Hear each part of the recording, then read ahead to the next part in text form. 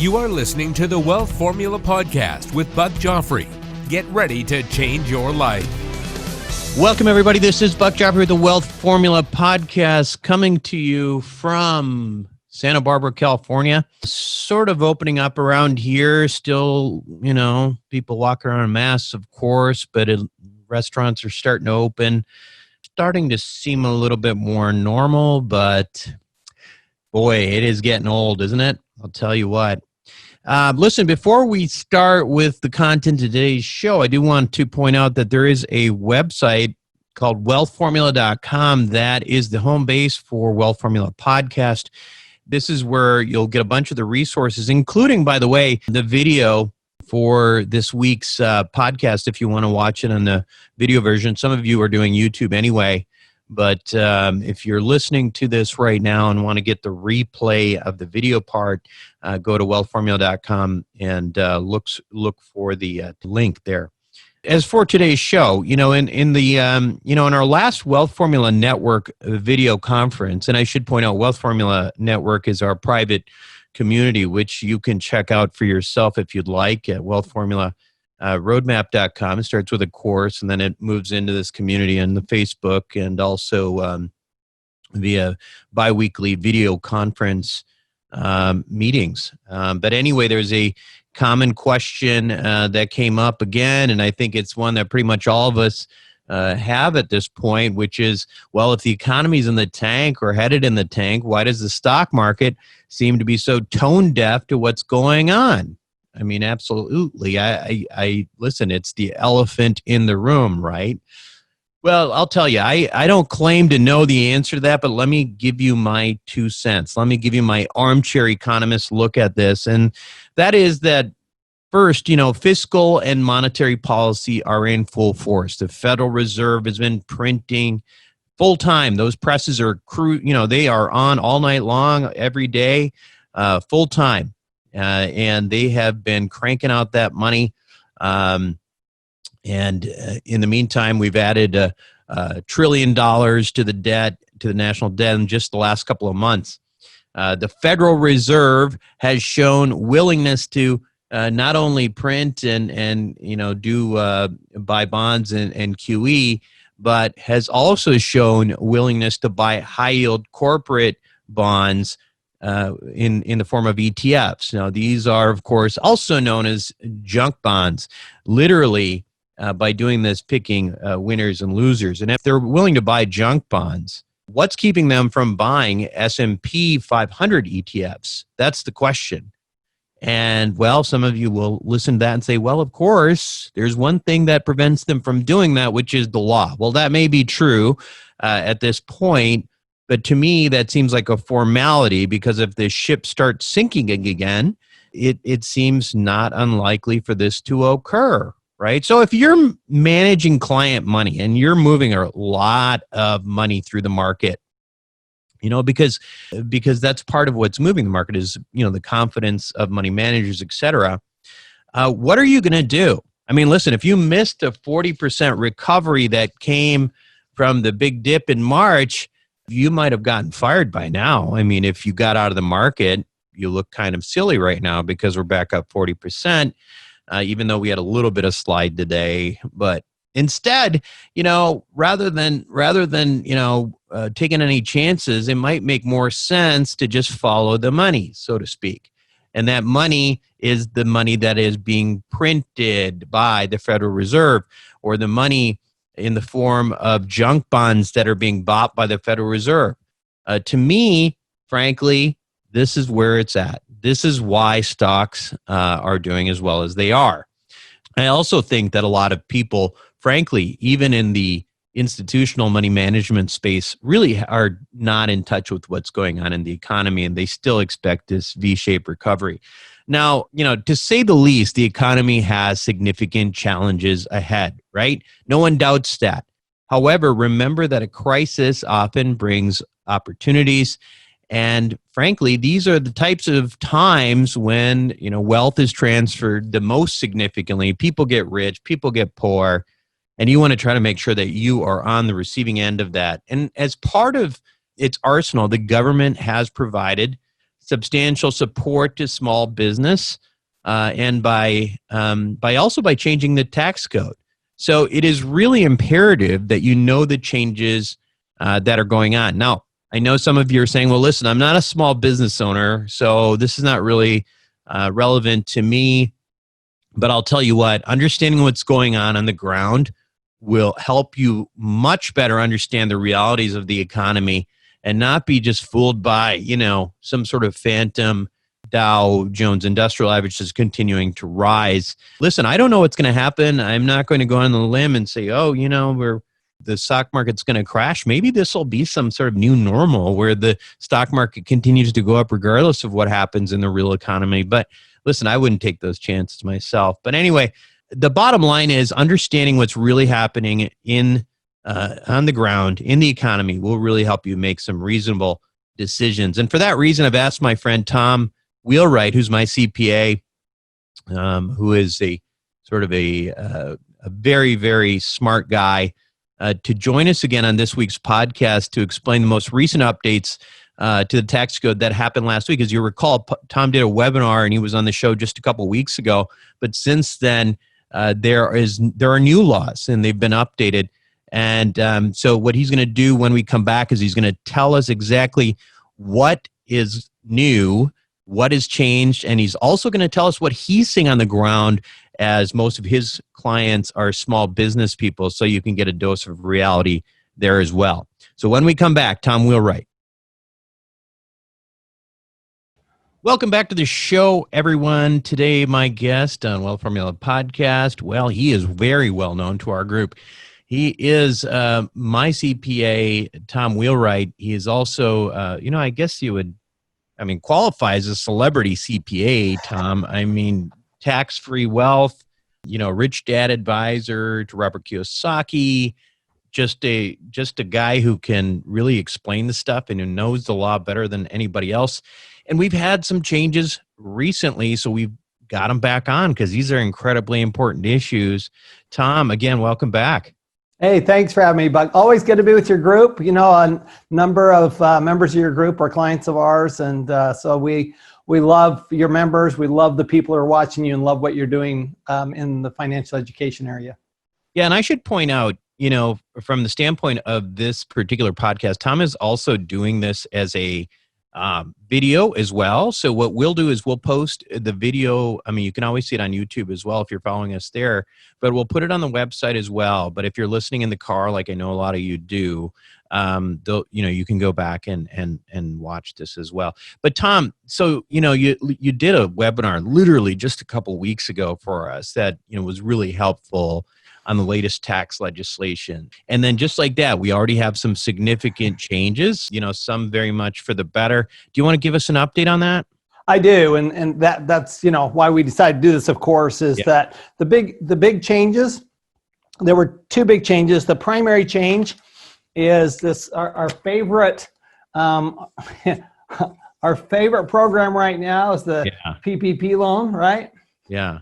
And then we had one other change that I want to get to, but let's talk about the PPP loan changes first, because before you actually talk about the changes, can you just give a 2-minute summary of what this PPP loan is meant to do? Sure. So it's called the Paycheck Protection Program, and it's a loan that small businesses normally under 500 employees, although there are exceptions to that rule. Normally under 500 employees can get a loan of up to $10 million through the SBA from their bank that is backed by the SBA. So it's a bank loan serviced by your bank. It is backed by the SBA. Okay. And the qualifications, as you know, Buck, they're really simple. Pretty much a pulse, right? Everybody qualifies, even though the SBA threatened people and Treasury threatened people, which is probably one of the worst policy comments I've seen in recent years. The reality is that the law is very clear that there's no requirement. Frankly, there's no requirement you're damaged. Now, what the Treasury said is that, look, if you can get capital other places, you shouldn't be availing yourself of these loans. So for a small business, that's a true small business, that's everybody. Okay. Yeah. Second of all, there's a requirement for how you use the loan. And you can really only use it for three things. You can use it for payroll. You can use it for, and payroll includes things like contributions to 401k plans for your employees. It includes things like health insurance. Okay, so that's payroll. Then it also includes rent and mortgage interest, and includes utilities. Okay, so those are pretty much the three things. What the original CARES Act said was, look, you have 8 weeks from the time you use the loan. So you had 8 weeks.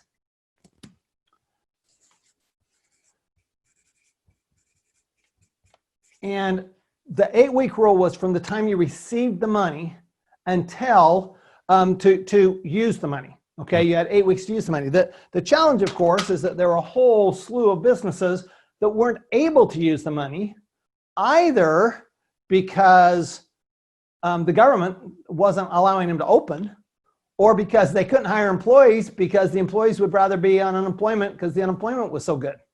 Yeah. So Congress came back and said, okay, what we'll do is, instead of 8 weeks,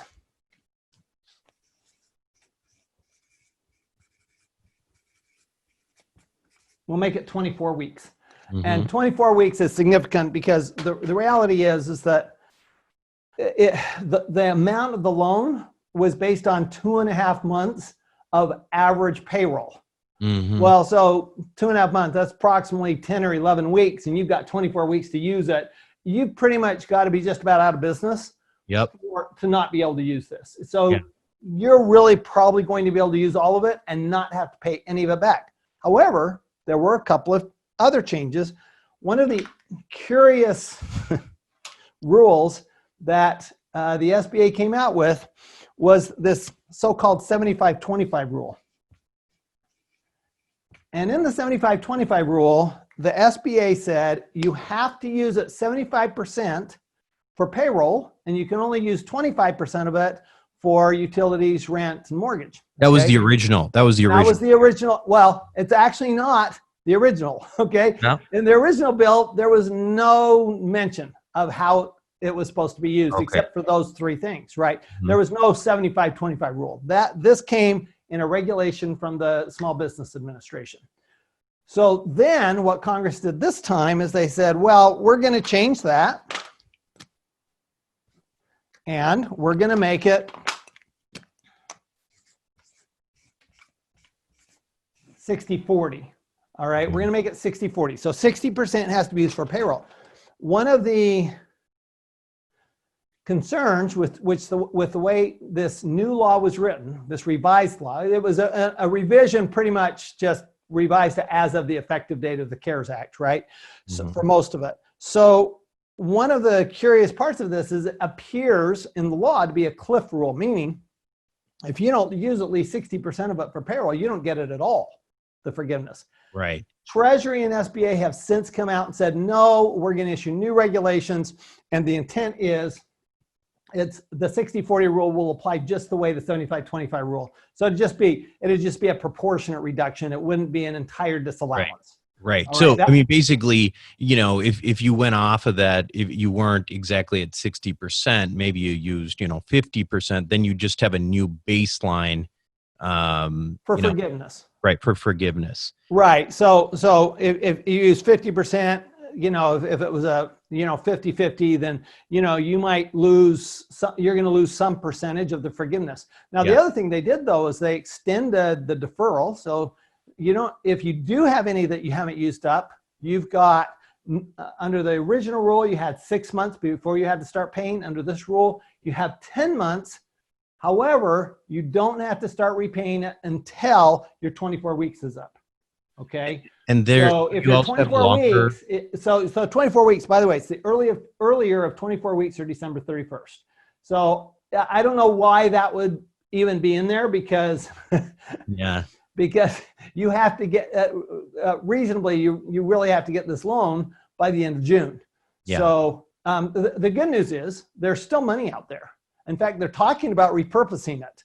And so because of that, I mean, there's like $100 billion still sitting out there. So if you have not gotten this loan, now here's something I'd really like to emphasize, Buck.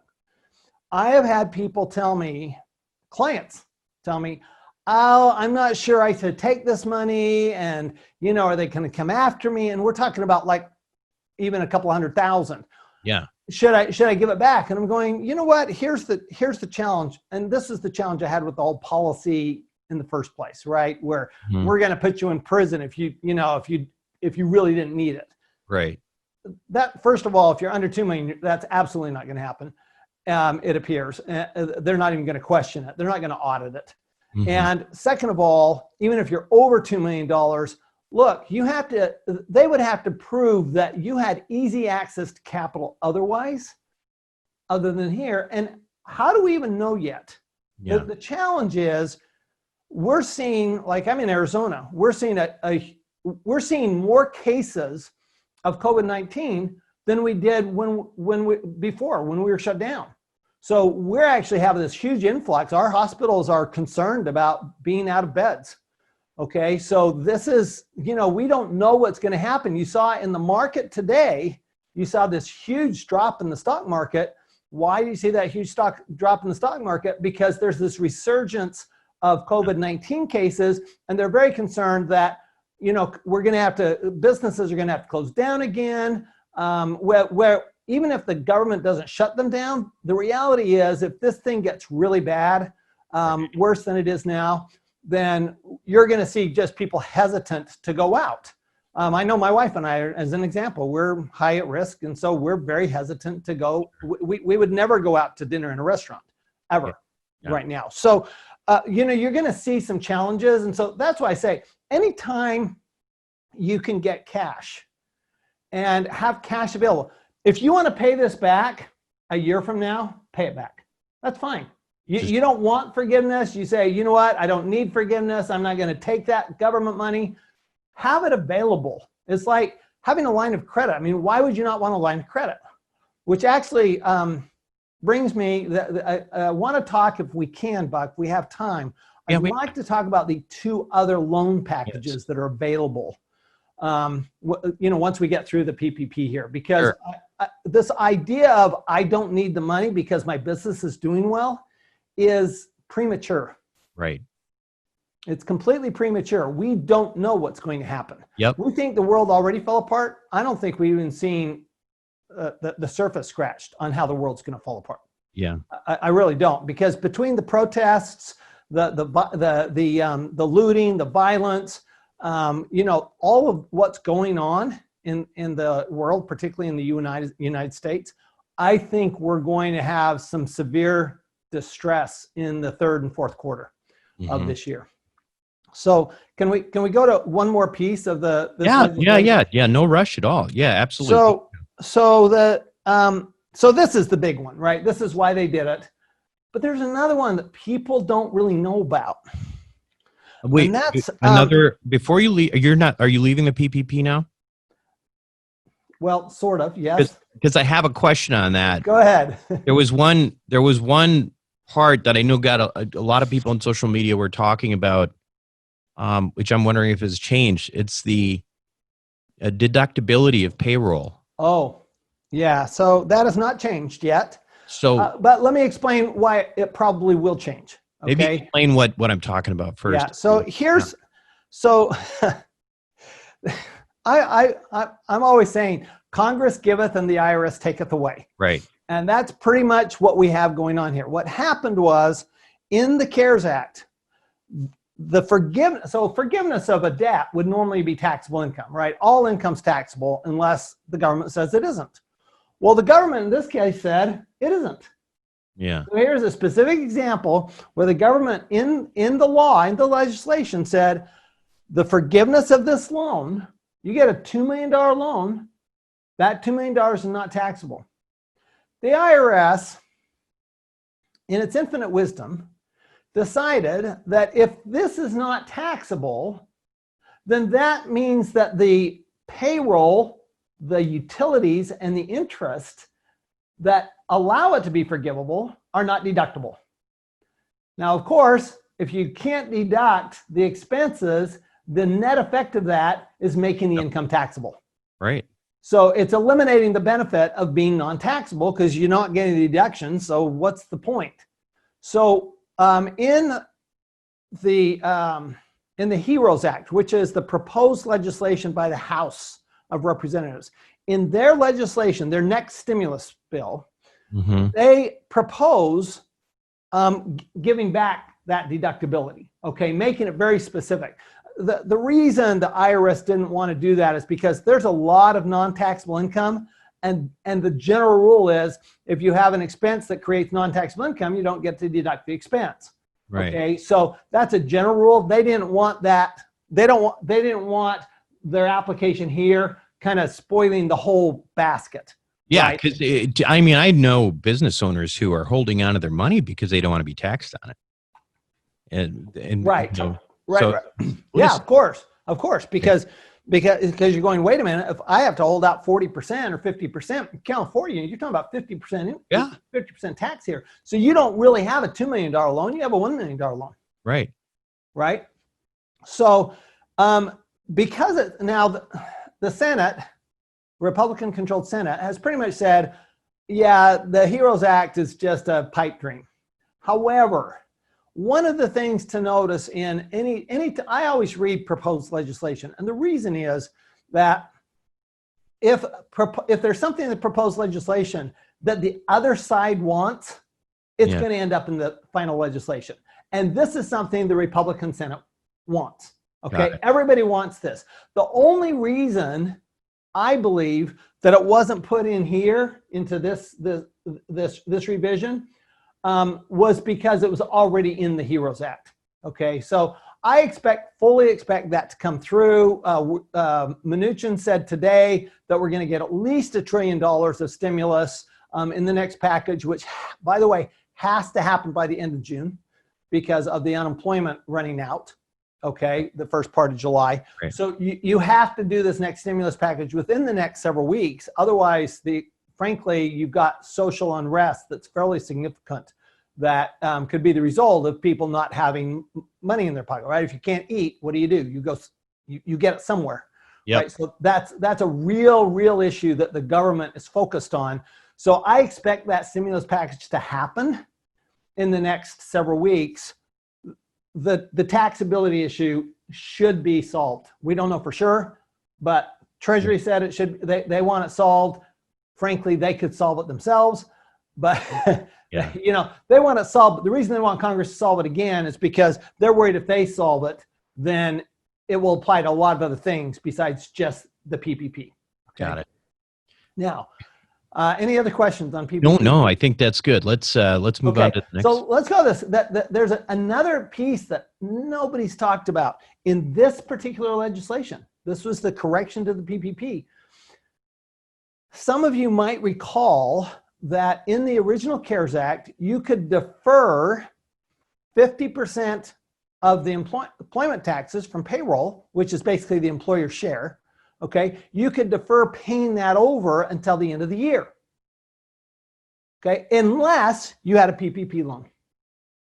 What this legislation did was eliminate that requirement. So you can have a PPP loan and still defer your payroll taxes. So again, I would urge people, think about your cash position, right? Business is all about cash flow. And think about your cash position. And you're not paying interest, you're not paying penalties. Now, would I set that money aside? Absolutely. I would only use it if I absolutely had to, because I know that I'm going to owe it on December 31st. Yeah. Okay. But let's for sure make sure that whatever cash we can set aside, we set aside. So this is a actually significant benefit if you have lots of employees, because you're talking about basically 7.5%. Right, of your payroll. So if you only have $100,000 of payroll, twice a month, right? That's still half of that. So it'd be $7,500 a month, and you times that by 6 or 7. You're getting into some money that you could. But that's just a deferral, right? It's just a deferral. It's just a postponement. It's just like it's like having oh my heavens, the world's falling apart. I need cash. Yeah. Right. Yeah. I mean, there's frankly, there's other things I do first before using that money. Like I would be laying off employees, frankly, before I use that money. But I want you to know it's there because that was a change in that law. Okay, so that is a possibility. So 2 other loans that I think, and I know you're really familiar with at least one of them, Buck, I think people should pay attention to. And not discussed, hardly discussed at all. The first one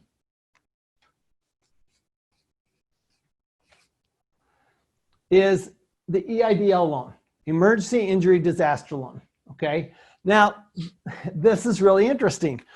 I know a lot of people applied for a grant, okay? And the grant was, the way the SBA administered that was $1,000 per employee,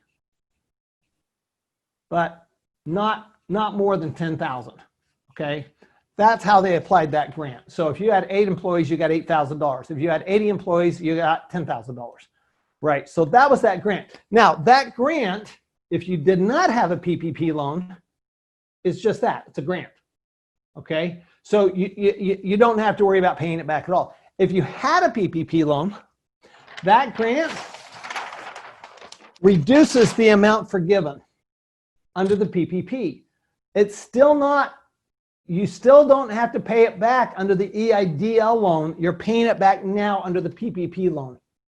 Okay, I know that's confusing, but that's why you sit down with your CPA and walk through these numbers with them. Right.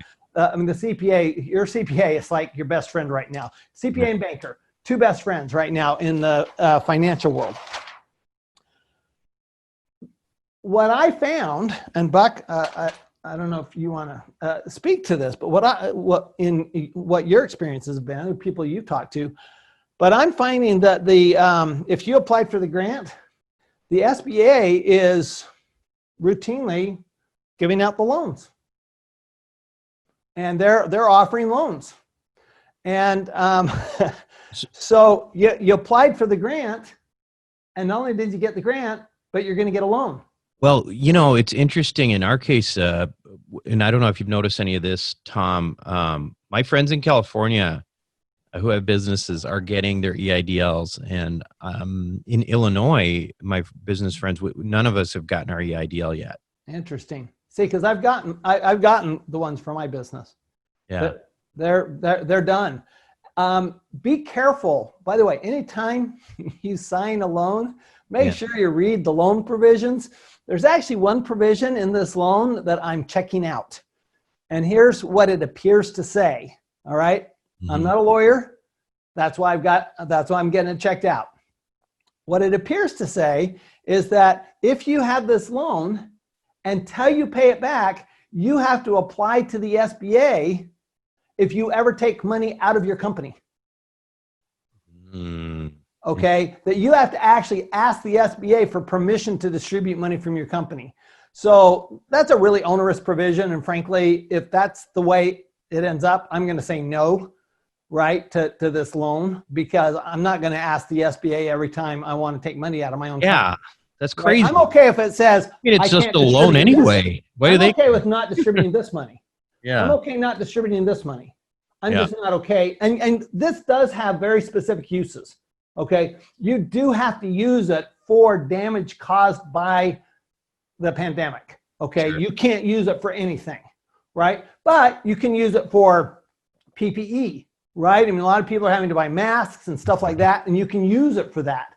You can use it for equipment that you need to buy. You know, if you need to buy something for your office, or you need to pay for somebody to come in and clean your office, you can use it for that. So there's a lot of things you can use it for. You just can't use it. You couldn't take this money and go invest in real estate. Okay, that you can't do. So that's actually a pretty big number, because for a lot of small businesses, you know, what they looked at was they'll give up to 2 million, but in the law it's up to 200,000. There's really no checking anything other than are you a real business? Yeah. So it's really a nice program if you're okay with what the loan says. It's a 30-year loan at 3.75%, and you've got a deferral period of a year on it. So Yeah. it's a sweet loan. I just wish I could get that. It'll come, Buck, it'll come. Yeah. Okay, the other loan.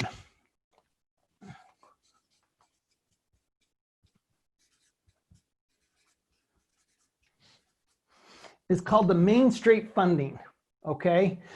It was originally intended, and this is a loan, not from the SBA, not through the SBA, but from the Federal Reserve. It's actually backed by the Federal Reserve.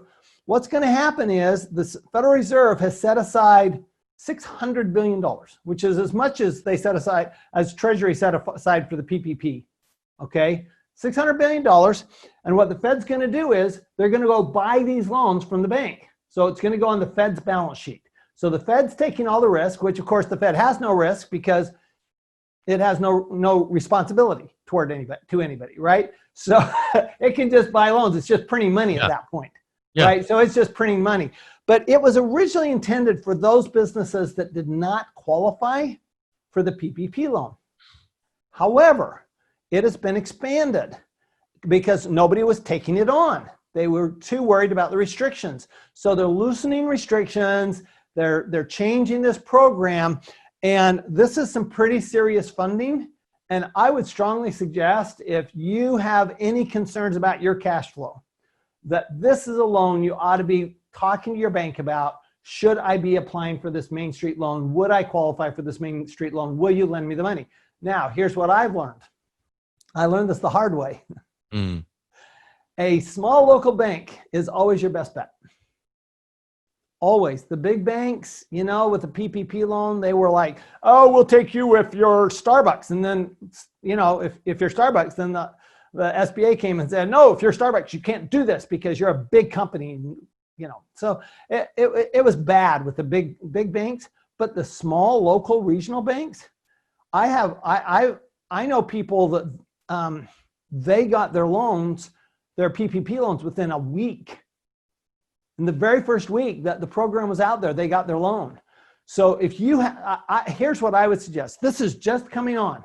What are the terms on that, Tom? The Main Street?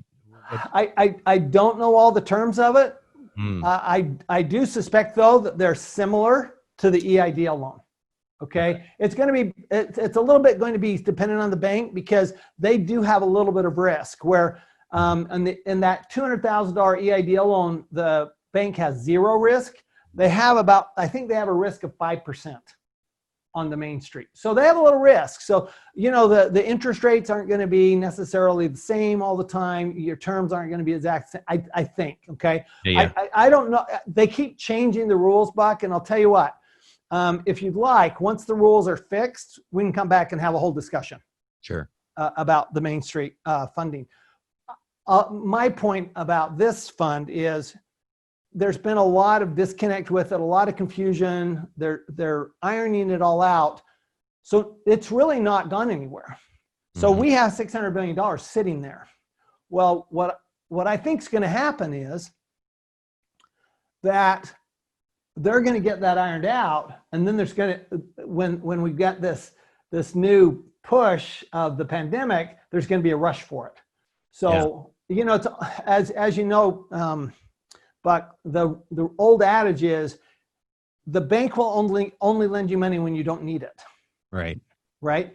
If you don't need it now, now's the time to get it. Yep. Now's the time to get it. You have good credit still.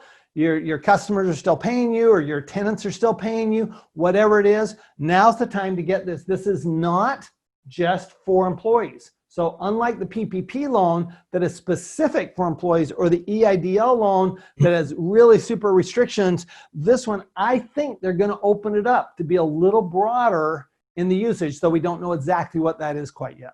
Got it. Anything else on the laws and the changes? Well, those are the three big loans. Got it. Okay, so we got the PPP, the EIDL, and the Main Street. Remember, there's still you still have the standard SBA loans. Okay, so you can get a standard SBA loan, a 7A loan. You can get an emergency, small, what they call a small loan, SBA loan. That's up to $1 million. That has a lot less restrictions on it. You don't have to collateralize your house and your mother. Okay, that's actually a reasonable loan document, that $1 million loan. So there are lots of funding opportunities, and I guess the point here is take advantage of the funding opportunities. If you decide down the road, a year from now, you don't need it, just pay it all back. Sure. I've not seen any provisions in any of these loans where there's a prepayment penalty. Yeah. So take the money, pay interest for a year or not, depending on the deferral period. And then, if you don't need it, then pay it back. I'm going to shift gears just a little bit, because you have, in addition to all the knowledge on the tax side, your clients, you have a really good on the ground perspective of what's going on with small business. And when you look at, you mentioned the stock market dipped a little bit, but it had also recovered about 40% since its March lows. What does a real world look like right now in terms of, business people that you're talking to? A lot of it depends on your industry and your location. Yeah. So, if you're on the East Coast, you're probably struggling, right? East Coast, particularly Northeast, is, they're reeling from 30,000 deaths in New York, right? That they're reeling from that, and so they're very, very cautious. We have members of our CPA network in Connecticut, New York, and what they report is everybody wears a mask, everybody does social distancing, everybody's cautious. They're very, very careful. Contrast that with Arizona. You go out for a walk in Scottsdale, Arizona. The bars are packed, the restaurants are packed. There's no social distancing and almost no masks. Okay, so you're taking your life in your hands, but the businesses are open, which is why we're seeing this huge influx of cases. But I think that's what's going on. The other part of it is, here's what's really interesting to me is I'm a member of a group of entrepreneurs that primarily they're e-commerce entrepreneurs, and they're reporting a booming business. Sure. I mean, they've never made so money. From my friend Andy Tanner, who sells stock market training, to my friends down in Austin who sell different kinds of e-commerce. Anything that's being sold on Amazon, it's booming, right? Sure. So e-commerce is one of those areas. Anytime we have a crisis like this and we have a shift in the economy, we have to look at where's it shifting toward, right? I didn't even tell you, Buck. I mean, you were gracious enough to speak at our CPA conference just a week or two ago, and we had twice as many people as we expected. And a lot of that's because we were doing it virtually, right? Sure. I'm finding on my own webinars that the attendance is double what it used to be. So I think that we're finding certain segments of the economy that are doing better. And of course, the sticks and the bricks and mortar, the other one's really struggling. It's really the bricks and mortar. Let me give you an interesting example of a client that owns a microbrewery and in Georgia. And Georgia, of course, is one of the first ones to open, right? And but in April, Georgia was closed like everybody else. They did fine in April. And the reason they did is because one of their goals was to be able to sell it in bottles. So they bottled it. So all they did was they just stepped up their bottling. Whereas I know restaurant owners here in Phoenix where they sold it on tap. And that's what they sold. Well, they were practically giving it away because they had so much beer that was just sitting there. And, beer goes flat. So, that doesn't keep forever. So they were really concerned about it. Whereas my client in the microbrewery, because they'd made that one little shift to be able to bottle it, and they do their own bottling, they were able to bottle it.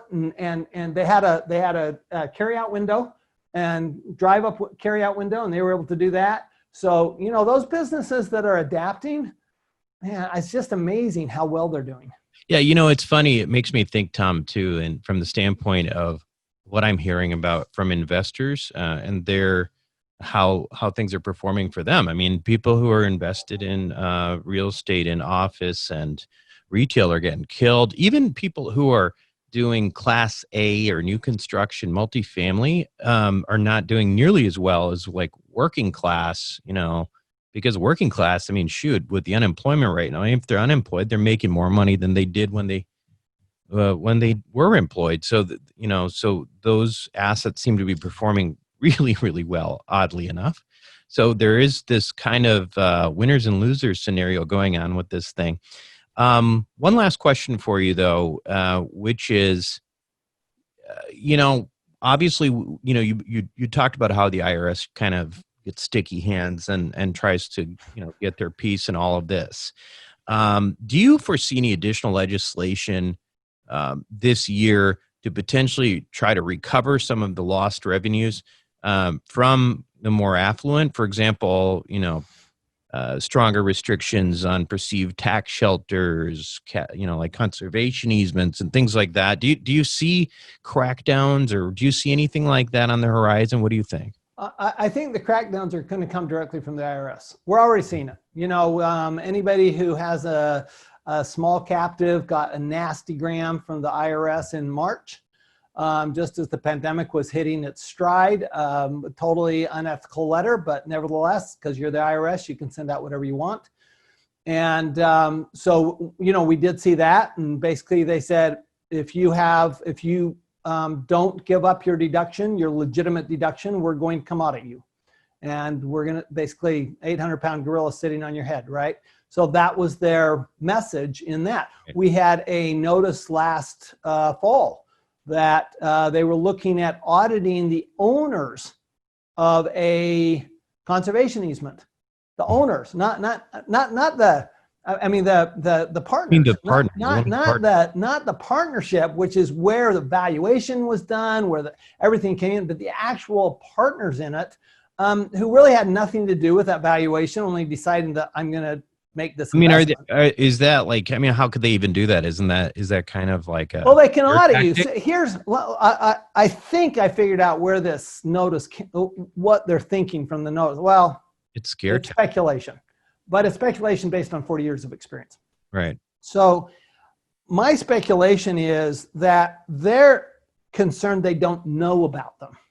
Mm-hmm. So there's a form, there's this form where you have to disclose this type of an investment that's basically it has some tax shelter aspects to it, called the Form 8886. And I think they're quite concerned that a lot of people are not reporting on that form.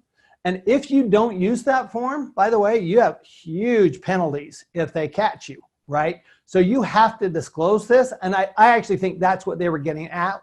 They were getting after with that letter from the IRS in March was, look, you need to disclose this. And if you don't disclose it, we're going to audit you. Right. Okay, because we want to make sure you've got it. Well, they already know you have it if you've got an 8886, right? So there's been no reason for them to audit you if they look at your 8886 and in a conservation easement and also your 8283, which is the charitable portion of that, and they see that it's proper. Okay, that may be the only audit you get, and it may just be a correspondence audit. You might just get a letter, right? So I think that the IRS is absolutely going to step up its audits. Okay, it's got more money. It was given more money a couple of times in the last couple of years. It's gotten increases in funding, and so I do think we're going to see more examinations, more aggressive behavior from that standpoint. But the reality is that you should never be taking a position that you're not comfortable defending. Yeah. And you should, if you have a CPA who's not comfortable defending you, you need a new CPA. So. Yeah. And that brings me ultimately to, where we'll leave it, which is, listen, folks, there's a lot of information here. There's also lots of, even what we're talking about with captives and some of these other things. If you're in good hands, I mean, you can feel a lot more comfortable. If your CPA is comfortable with things and feels like, you're not doing anything wrong, you can do more stuff than with somebody who's scared and just says, I don't know what that is. And, and you can't do that. And, all that stuff, which everybody hears all the time. So I want to encourage people. We have a lot of our listeners who are already working with CPAs in the Wealthability Network, which is Tom's network. Again, that's wealthability.com. Tom, anything else to add? Yeah, so we actually call this the sleep at night test. Yeah. Okay. If you're not sleeping at night because of something to do with your taxes, then please call us and whatever we can do for you. Even if it's not matching you up, even if your situation doesn't call for what we're doing, we'll still help you any way we can. So we're just happy to. We think this is the time to really be rendering service and really, from an educational standpoint and anything we can do, we'd like to do that. But do make sure. What I've learned, number one thing I've learned out of this whole crisis is it's all about your team, right? As Kiyosaki's always saying, business is a team sport, investing is a team sport. And when you have a good team, it's like, whether it's investing in multifamily housing, there are syndicators struggling right now because they didn't know what they were doing. They didn't do a good job. And they're going to be struggling even more once that unemployment check goes away. Right. So this is a time when having the right people on your team is probably more important than what you know is who you know. That's right. Tom, I want to thank you again for being on Wealth Formula Podcast. As always, is a pleasure, my good friend, Tom Wheelwright. Always my pleasure. Thanks, Buck. You're right back. Welcome back to the show, everyone. Hope you enjoy that. Tom is a very, very smart guy.